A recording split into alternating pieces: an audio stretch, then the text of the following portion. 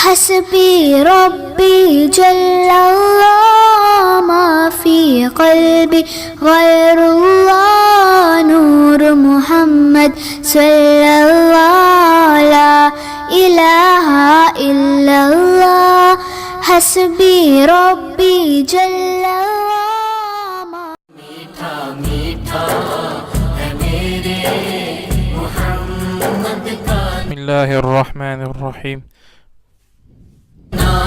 بیداغ جوانی.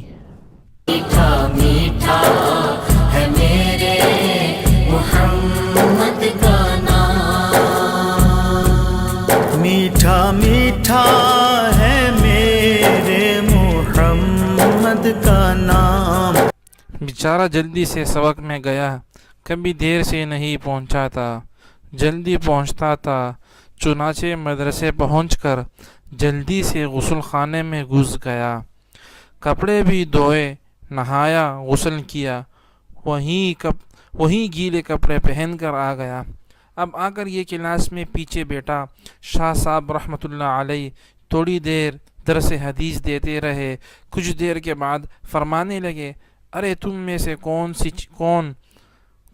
کون ہے جس نے اتنی تیز خوشبو لگائی ہوئی ہے کہ بیٹھنا مشکل ہو رہا ہے.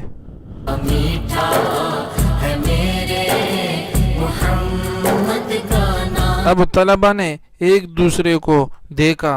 ایک طالب علم نے کہا کہ حضرت یہ ابھی آیا ہے، اس نے خوشبو لگائی ہوئی ہے. شاہ صاحب نے بلا لیا، فرمایا کہ بتاؤ کہ تم نے اتنی تیز خوشبو کیوں لگائی. اب یہ بتا نہیں رہا تھا. ادھر سے اصرار ادھر سے انکار، ادھر سے اصرار ادھر سے انکار. جب شاہ صاحب رحمۃ اللہ علیہ نے ذرا غصے سے کہا کہ بتاتے کیوں نہیں، اب آنکھوں میں آنسو ٹپک آئے.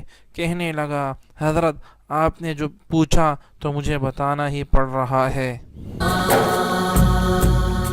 جس نے آ کے سبا میں نے گناہ سے بچنے کے لیے اپنے جسم کے اوپر نجاست ملی تھی اور ڈر کے مارے نہا دھو کر آ گیا تھا. حیران اس بات پر ہوں کہ جس جگہ نجاست ملی تھی اب نہانے کے بعد اسی جگہ سے خوشبو آ رہی ہے. چنانچہ یہ نوجوان جب تک جیتا رہا اس کے جسم کے ان حصوں سے خوشبو آ رہی تھی.